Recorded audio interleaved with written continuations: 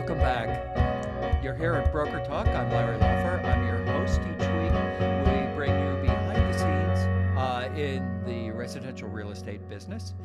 Each week, we have a fantastic guest who knows a lot about their areas. So I've got a good friend and the owner president of Mass Integrity Home and Pest Inspection LLC, Omar Rohoman. How are you, Omar? Very well, thanks, Larry. Nice to see you again. It's always good to have you on. We just worked like a couple of weeks ago and got a deal closed. Thank you for that. Welcome. It's a tough one, but we got it done. It was. It wasn't so much a tough one. It was a brand new house. And Yeah. that's my first question because it was a brand new house with a year warranty. And usually I don't suggest to my clients that they need to do an inspection at that point. But the client wanted to. And the longer I thought about it, I think one of the things that inspectors do is not just inspect the all of the utilities and the building and pest and all of that, but Yeah. they're really helping the owner understand the house. Yeah. We try to educate them about the house. What do you think is your most important aspect as you do your home inspections? Larry, 90% of the time, buyers walked into our buyer hires me to do an inspection, and they're all concentrating on how beautiful the house is, not the mechanics of the house. Right, So when you explain to them, I like to, of course, walk them through, guide them where the water shut off is for the main of the house, right. the electrical main shut off for the electrical, the heating system which carries filter. You educate them how often they have to change the filter.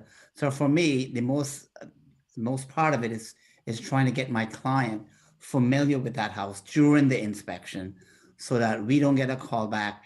I can't remember where the water shut off is in case of an emergency. They already have an idea where it is.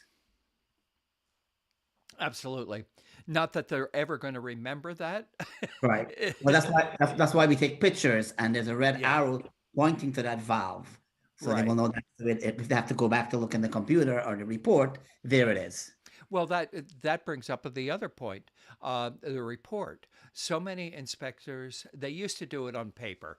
They would Yeah. write down leaky this or broken that, and you'd get this, and you couldn't even read it. That's not the way things are done now. How do you do it for your clients? Our report are digital, and I do remember those days when I myself cannot understand my own handwriting Right. after the third inspection a day. So our reports are digital and is sent to the client with a PDF, and we do take pictures.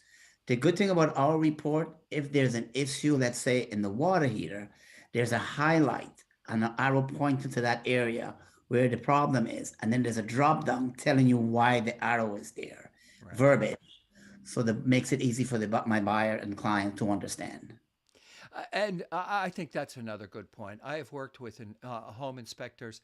The home inspector is hired by the buyer of the home, the potential buyer of the home, and they're bringing in the inspector so they understand the home and want to make sure that if there's something that needs to be fixed, they know it before they purchase it.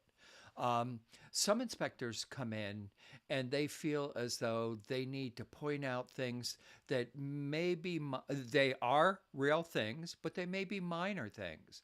And Mhm. they hype it up like, oh, you've got so many things wrong with here. It's like death of a thousand cuts is what one seller told me one time. Yeah, The way that you explain things, do you prioritize like a boiler issue is more important than a straight up and down crack along a seam in a wall?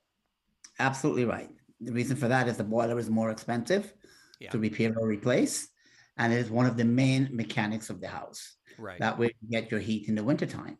So it's more important for them to concentrate and pay attention to what's going on with the boiler than a crack that could be fixed with some plaster and paint. Right. Especially, I mean, that was kind of a trick question that we both know the answer to. A straight Yeah. up and down a crack along a seam may not be any structural issue whatsoever. It could be the paint just, dried and or something. Yes, sir. It could be also the tape that they use is paper instead of fiberglass. Exactly. Exactly. Tell me things that you like to see when you go into a house? I know that you start with a roof, you start in the exterior. Go through that process for me. The first thing we do when we get them, we always get to the inspection about an hour and a half early before the client. And as I drive up to that house, my eyes are concentrating on the other houses in the area too, condition, and that will give me an idea what am I going to be expecting when I get Sure, to that house. sure, And you're correct. The first thing I look for is the roof. If what type of shingle it is, architecture or regular asphalt shingle. We try to look for if there's any deficiency like cupping, coping, or loose shingles. If it's a newer roof or say 5 years old, we look to see if there's a double layer of roof. right. If there's a double layer of roof, Larry, usually actual architectural shingle lasts 30 years. There's a good chance that that shingle will last 25 years because it's not breathing properly because of the first layer. It Right. is not illegal to do it. It's just, I would prefer to see a single layer roof when this roof is Sure, being replaced. sure. Flashing around my chimney caps are so important. Step flashing, not with lead, not roofing cement. Lead is more flexible and it moves with the chimney. I know we can't see it, but the chimney tends to move. Yeah. And flashing with lead moves with the chimney also. Okay. Uh, Tar flashing tends to crack. And you only notice those crack when you get rain or snow around the chimney area. Yeah. Or stains on your ceiling. Or stains on the ceiling, you will see it there, of course. Yeah, Yes. yeah, Yeah. Vent pipe, we look for, of course, the type of vent pipes you have. If it's high enough that if you get 4 feet of snow, it will be covered. If it's not, we recommend adding a 2 feet to go on top to extend it a bit. That's yeah, so important because if that vent pipe is short and it ever get clogged with snow, for example, all the sewer gas can be back into the house and nothing will really flush properly. Yeah, let alone you'd smell it after a very short period of of time. course. And most importantly, Larry, our gutters. Make Yeah, sure we have our gutters, they're pitched correctly, and our leaders are done yeah, correctly.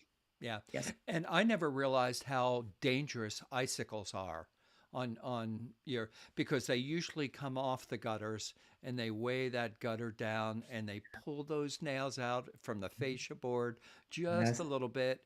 That's Mhm. when you get water in behind the walls, isn't it? Yes. And it tends, yes, absolutely right. Then it tends to, those are ice dams, but it tends to weigh down exactly where the gutter is joined. And there's where it leaks from too. Yes, sir. Yeah, yeah. So don't let the icicles. I mean, that hasn't been true here in New England this year too much, Right. We've been but blessed. um, uh, I looked up some of the questions that people are most concerned with. And I think some are important, some are less important. I think one of them was how many years have you been doing it? How many have you done? Um, but you can tell pretty much right away when you start working with it, if you have experience, how Yes. experienced that person is. Sure. How do you prepare your clients for an inspection? What do you say to them before you show up? All right, Larry, good question. My process with my clients starts the night before the inspection. I get my paperwork together and I make a personal phone call to my client, introducing myself to them. And at the same time, I pull the house up online where I can see pictures of the house inside and outside. And I start asking questions. I get them involved in the house that I will ask such question like, tell me about the basement. Is it a finished basement or unfinished basement? Right. I would get sometimes I would get a question asked, so why that's so important to us? It's important to me that if the basement is not finished, I have more access to look for termites, wood damage, and framing issues. Whereas when it's finished, you don't have that much. Right. So things that I have for attic space. Do we have an attic space? Finally, I will say to them, tell me this. When you walked through with your agent, I know you had a limited time in the house. Was there any red flag that you see that you were wondering about? Share with me. And we would talk about it. And sometimes the things they will ask me is really minor things, but I would not address it then. I would say, you know what, wait till we get to the inspection and then we'll address those. And I Sure. make sure when we get into the house or wherever that issue is, I address it first for them. Sure. Sure. Now, when we get to the house, day of the inspection, I said, I'm always there an hour and a half early. I always make sure I am there to greet my clients on the exterior of the house. I will never be at the back of the house or in my car sitting down. And that makes a lot. It makes the client feel comfortable because that's your goal, to make them feel comfortable. Sure. That is how I start my inspection. Sure. Well, that's best practices is to be there, be ready, uh, And hour and a half, I don't know how, if you're doing 3 inspections a day, you can't be an hour and a half early for all of them. I That, try to make it, Larry. You know, Larry, I've been doing this. I started in 2004, and I'm proud to say I have never been late for an inspection. oh yeah, yeah, yeah, Late. me either. I don't do inspections, but Yes, people you always. like, I work with you, Larry. I know you're always early too. yeah, yeah, you just don't know what to expect because there's Yes. so often. Uh, Tell me some of the things that can derail a good inspection. All right. Sellers. Sellers staying home during the inspection. Sure. And every time you make a comment about something that's good, they come and put you down saying, well, that's not what was done. For example, you have a direct storage water heater. And I would always say to my client, this is a high efficiency system. And I try to explain it to them, the difference between a regular water heater and a storage water Yeah. heater. And this is no joke. Sometimes the homeowner don't even know they have a storage tank. They were like, no, it's not a storage tank. It's a water heater. So things like Yeah. that. And of course, dogs. Some people don't like dogs. And homeowners have the 3 and 4 dogs at home. Right. Larry, Or cats that sneak out. You know. yes, yes. Oh my goodness. And one of the things I find a lot that derail a home inspection is the buyer bring a friend of a friend who thinks he knows something because he owns 3 houses, or an uncle, or sad to say, a father.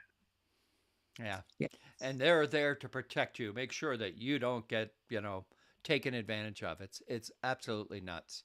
it's Um, nuts. Yes, you know, yes. they're not a professional. They don't do it every day. I run into those kind of people all the time. Yeah, That and and you have to listen to them because their experience is their experience. you have to listen to them because yes, you're right. And it was a guess from my clients. Right. So I have at the same time, you're not afraid to correct them in a nice way. Right. Right. You know?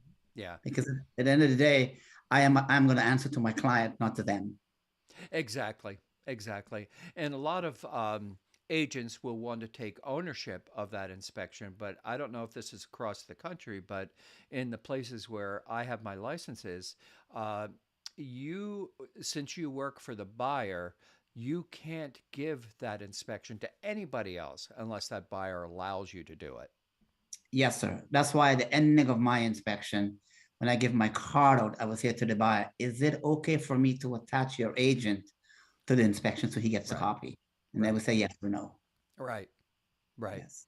I have another inspector I work with when you're not around that I have to say in front of the client, "Will you please tell him that you can send me this?" And he won't ask. You have Yeah. such a nice way, Yeah. that's why I bring you in when it, you know, so yeah, it's important that you're a buyer's agent when you're working on the buyer side. Yeah. That now, if there is something that can't be fixed, you can't negotiate some solution between the buyer and the seller, and the deal goes away based on that inspection, Mhm. then the seller's agent can ask for that inspection because they base the stopping the deal on the inspection. How often does that happen to you? I've had it happen, and being on both sides. But I'm Yeah. curious what you do in that. You and I have never had that, but what do Yeah. you do in that situation? Very nicely will tell them I cannot give it to them, but I have to make a phone call. I would then call my client, Yeah. explain to them what happened. And sometimes the client will say to me, well, give me their email. I will take care of it from my end. And they will send to them. They will have a conversation, and or I will have the conversation with them, and I will ask them what part of the report they're looking for. And Okay. I will pass that on to the client, and they will send just that page to them, not the Okay. whole report. Okay. Yeah, Yeah. I think that's a good practice, and the best inspectors do that. Some Yeah. lazy ones just send the whole inspection, The whole thing. Yeah. and the problem for the seller then, if the seller gets the whole home inspection, when a seller has an inspection like that, by law they have to disclose everything that's in there. Correct. And sellers agents kind of don't want to know all the bad stuff if there Right. was bad stuff. But Right, if a sir. deal goes away, the agent knows it. Yes, And sir. and that's the first question that a new buyer's agent, is going to ask, "Hey, what happened?" You know, Right. the easiest thing to say is the financing fell through. But even these days, it's not 2008, 2009. There isn't no income, low income loans anymore. They don't exist anymore. We're Yeah. never going to have a crash like we had then. Today it's a recession. It's a resetting of the economy after the pandemic and Yes, sir. all that kind of stuff. So, um, Yeah. what are some of the other types of questions that you get asked when people are looking for a home inspector? Uh, Pricing. That's very Pricing. important. Yeah, Yes. So my company, Master Integrity, we base our pricing on the square footage of the house, right, age of the house. That is one of the reasons why I like to look the house up online too, Larry, to see what I can find. Because sometimes, innocently, the buyer who's calling me forgot to mention there's a 5 car garage in the back of the house with a barn attached to it, with a living space or an in-law apartment. That will cost more, of course, to do right. that, but it's not a regular house. Because it Uh, increases the space. increases the space. Yeah, But the question we get from them, well, it's not part of the house; it's a detached building. And I give them the choice. I said, yes, it is a detached building, but you have plumbing and you have electrical in there.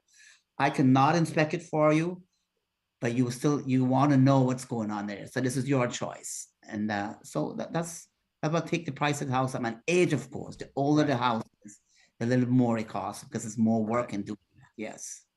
Yeah. When I'm in the house, as if I'm selling the house, if I'm the listing agent, if I'm in the house, I'm always there at the inspections. I think that's part of what my job is. I'm protecting my client at that point, but I am not a player in that scenario. It's the Yeah. buyer's agent, and it's the inspector, and it's the buyer. I Yes, am sir. there to let them in, ask questions if they ask. Yeah. Sometimes I'll listen if there's an issue going on, but it's there. They have a fiduciary responsibility to each other to do the right job, Yes, and sir. my job is to stay out of it Yes. at that point. Yes, Um, sir. but do you get to? I've been there where the agent is there and wants to argue with the inspector. Oh yes, oh yes. Very recently, with the way the market is, we get that a lot. And I have a very nice way in doing things, Larry. I would just ask for I an know that. excuse, ask the agent to follow me outside, and very nicely, politely, I would say to him or her my thoughts. Then I wouldn't repeat what I would say here, but they will get it. They will Yeah. get it. Yeah, well, Yes, that's like good parenting. You never want yes, to embarrass, or good coaching. Um, yes, Speaking of that, you do coach and you teach home inspection, don't you, as well? yes. I do, sir. Yes, I do. Okay. Um, so it's like the Bill Belichick tree of coaches. How many new inspectors are out there who have come through Omar's wonderful uh, school? I would say, Larry, and we still remain friends. Some of these guys have their own company and we still remain friends. About 7 of them. Uh huh. Yes, sir. Well, there's a need for inspectors, the need for younger inspectors, a lot of There is. them. There I is. think the appraisal business is a little tougher right now than the Yeah. inspection business. Yes, sir. Um, but all of this is absolutely essential. Are there times uh, when people don't want an inspection or they want a shortened inspection? Do you get asked questions like that at all? Yes, we do. That's quite often too for a mini inspection. My What's that? response to them, there is no such thing as a mini inspection. I'll drive by and I'll say, yeah, yeah, nice house. Yeah, I said to them, as long as I put my feet through that door, I own the house. So Yeah. there's not going to be a mini inspection. We do the full thing for you. Yes. Yeah, yeah. I did hear pre-inspection too. There's Yeah. been a whole thing like the seller will do an inspection because they want to know what's going to show up. Uh, Right. Again, you have the seller's agent will get that inspection and has Yeah. to declare anything. So Right. uh, it's it's a process. Real estate is a process. There's 1,000 ways it can go right and a million ways it can go wrong. You Yes. really got to pay attention. Work with professionals who know what they're doing and keep asking questions. because questions will never upset a professional. They can answer whatever you ask. If they're getting upset because you're asking about some particular thing, or you heard something on what, HGTV, or what are some of those other shows? Or YouTube. Oh yeah, YouTube. I watched, an inspection on YouTube, and this is what they said. Yeah, Could be a different state, could be a different system. You don't know what they actually watched because they can't remember.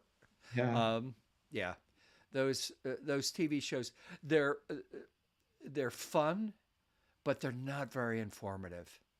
They do yeah, not really show anything that's except very fundamental things, and everything's glossed over about how you do it, how you make an offer, how an offer gets accepted. yeah, Um, uh, what are uh, some wonderful things that clients have asked you, and you might not have thought to do it? Can you think of anything like that? I mean, I'm always it's interesting in this industry that there's always something new. Even though it's houses and we've been in thousands of them, there's something new about each one. And yeah. there could be a question that in your regular way in which you do it, if you're not paying attention, you can slightly miss something. For Sure. instance, electrical stuff. We have houses that were built in the 1600s. There wasn't electricity then. Yeah, 1800s, they got some electricity, and it was the knob and tube, dangerous stuff. And that could still very well be in a house built. But if it's not connected, it's not a problem.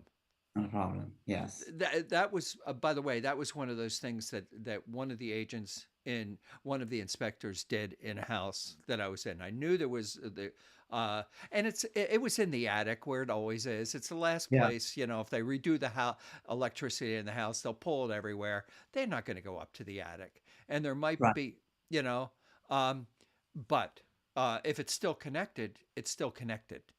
Hmm. The easiest thing to do is disconnect it, Right. that, or run, the right kind of cable Sure. for it. Um, Yeah. uh, what haven't I asked you that you run into all the time?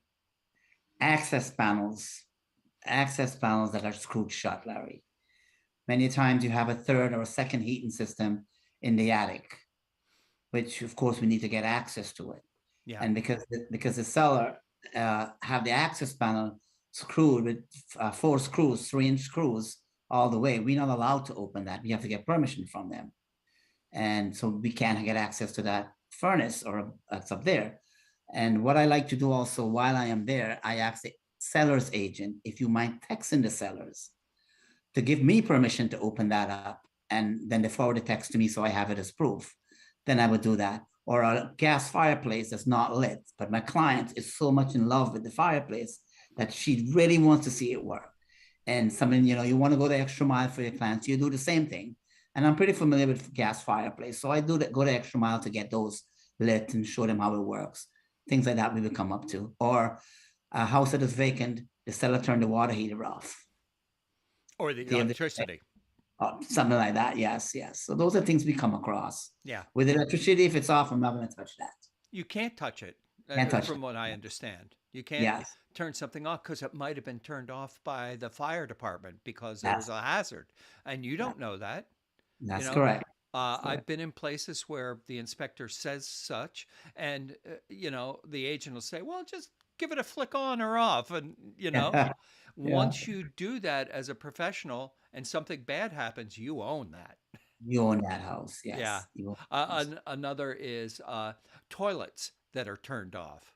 Now, your Yes, inspector, you can't turn that back on because you don't know where the leak was.